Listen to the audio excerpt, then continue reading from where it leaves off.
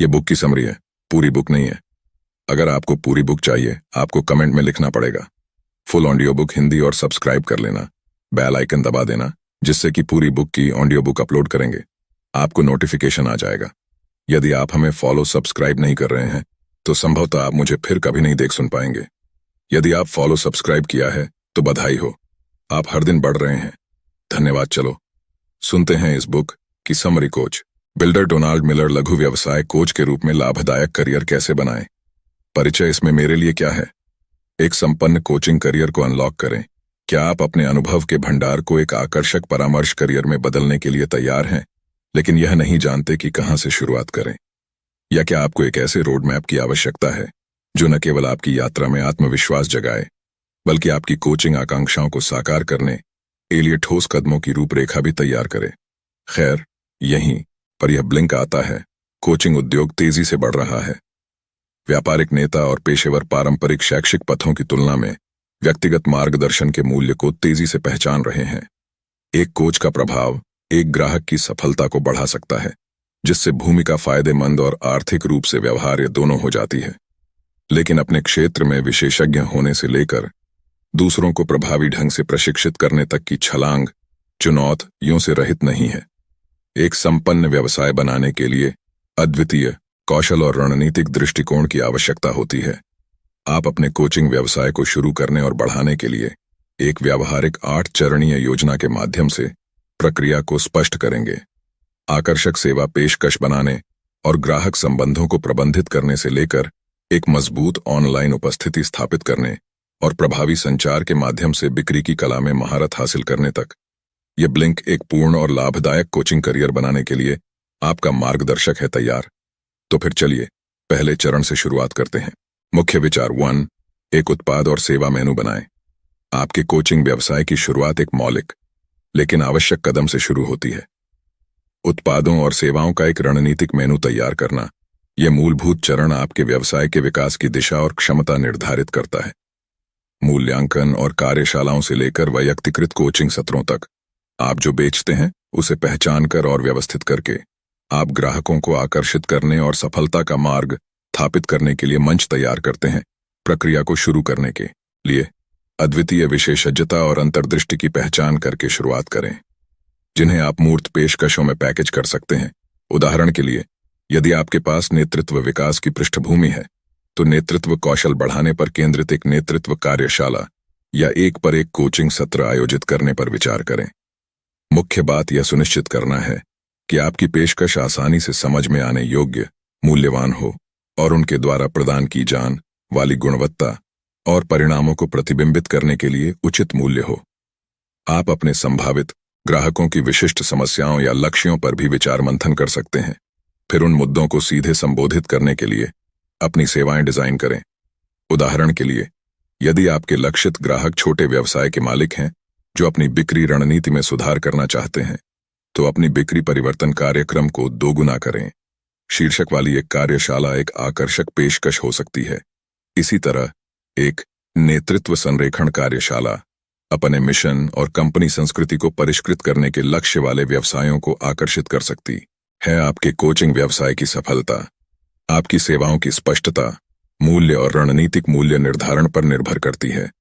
अपने ग्राहकों की जरूरतों को पूरा करने के लिए अपनी पेशकशों को सावधानीपूर्वक डिजाइन करके आप न केवल अपने व्यवसाय की विकास क्षमता को बढ़ाएंगे, बल्कि अपने ग्राहकों की सफलता की कहानियों में खुद को एक महत्वपूर्ण संसाधन के रूप में भी स्थापित करेंगे। मुख्य विचार 2। अपने संभावित ग्राहकों को तय करें।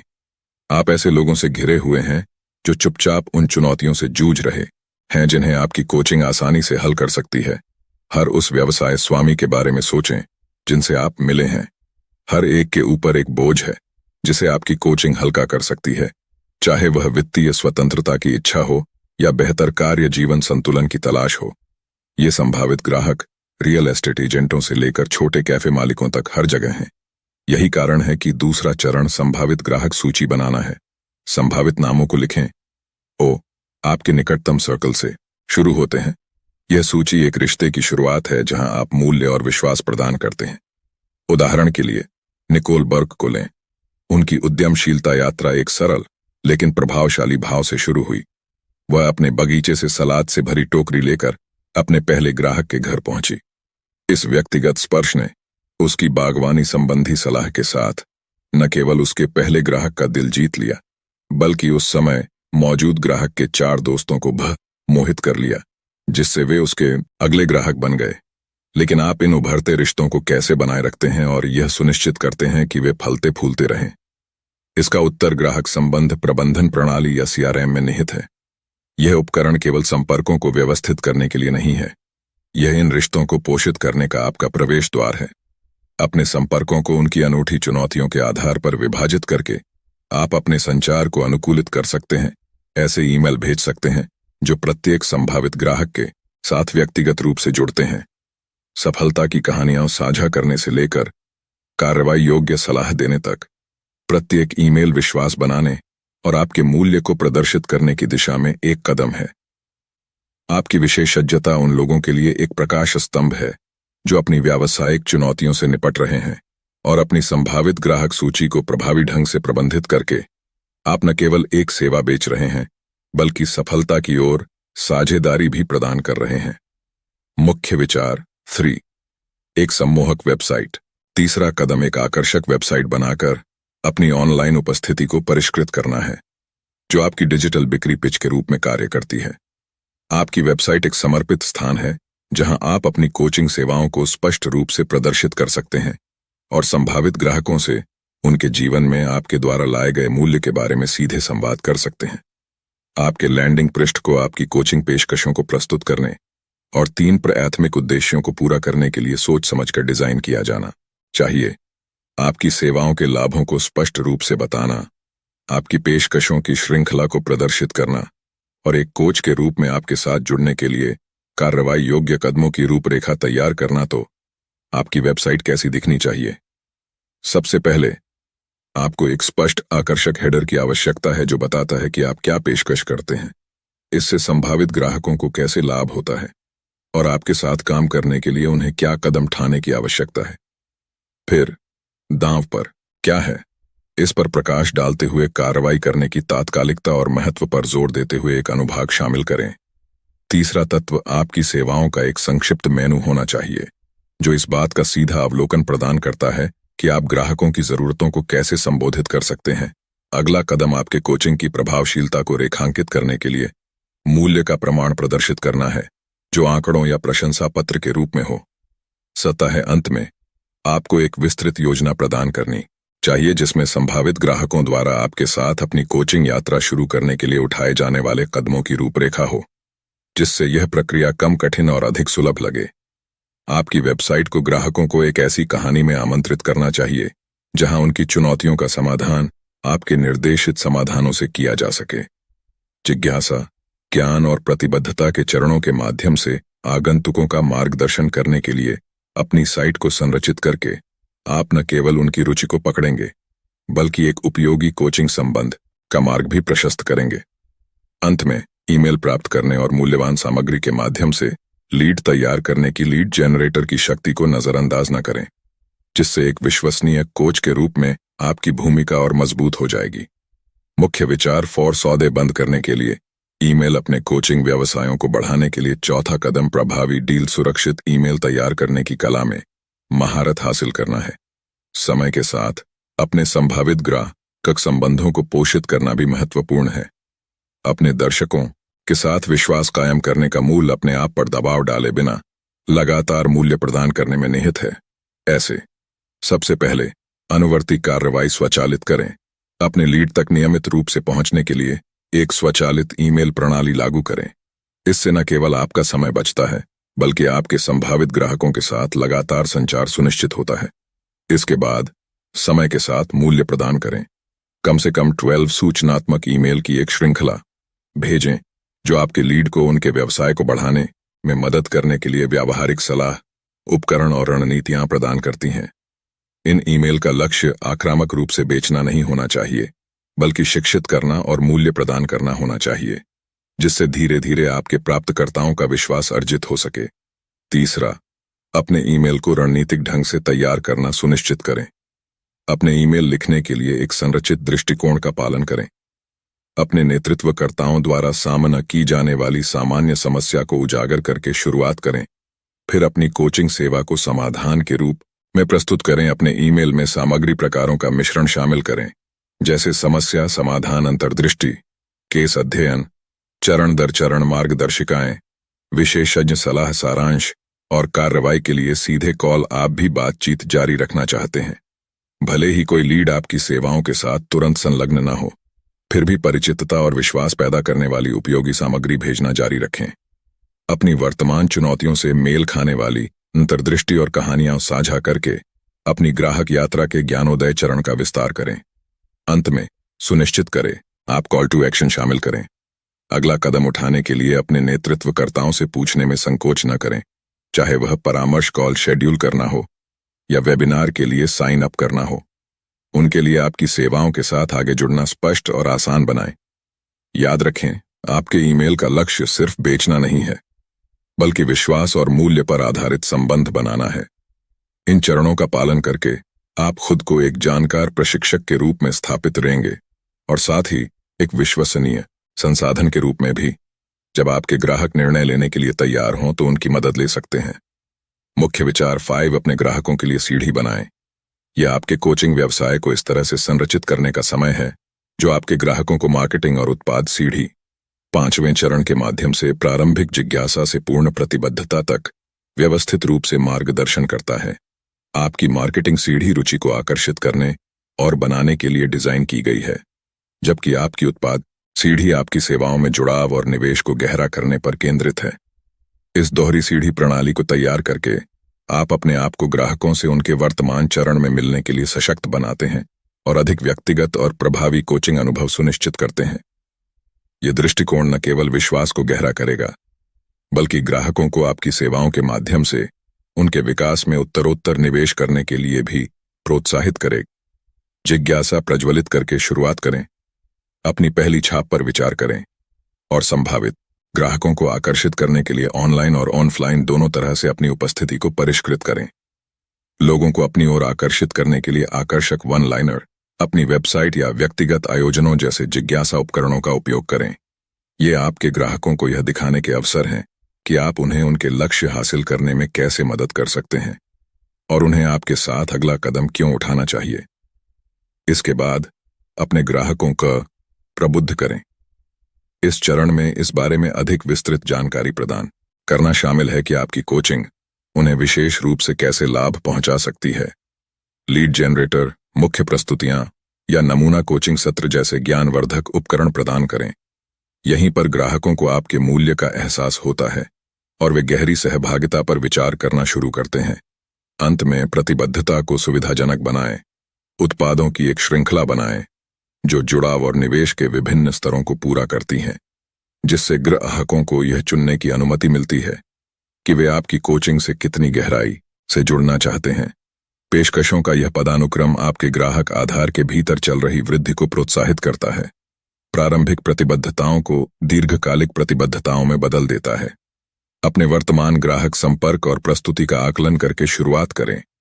इस पर विचार करें कि आप जिज्ञासा पैदा करने, ज्ञान प्रदान करने और प्रतिबद्धता को प्रोत्साहित करने के लिए अपने दृष्टिकोण को कैसे सुधार सकते हैं।